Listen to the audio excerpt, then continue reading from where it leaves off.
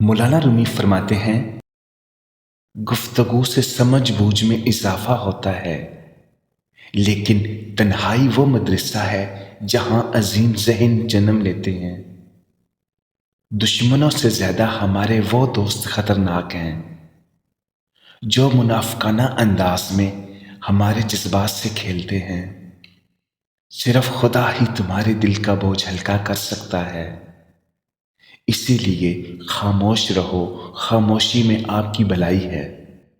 یاد رکھیں، مقدس اور پاک مقام میں داخل ہونے کا راستہ آپ کے اندر ہے۔ دانائی کا تعلق بالوں کی سفیدی سے نہیں، عقل اور تجربے سے ہے۔ بیدار کر دینے والا غم غافل کر دینے والی خوشی سے بہتر ہے۔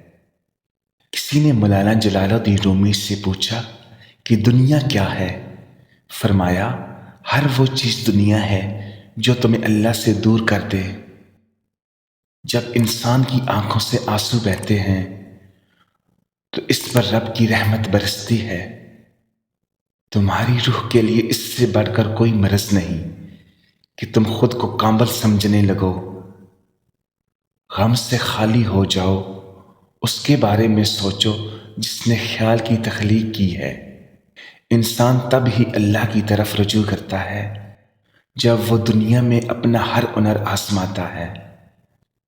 برا شخص نیک لوگوں سے کینہ و حسد رکھتا ہے، اس سے بچو۔ صرف خدا کی عبادت کرو اور اسی سے اپنی حاجات بیان کرو۔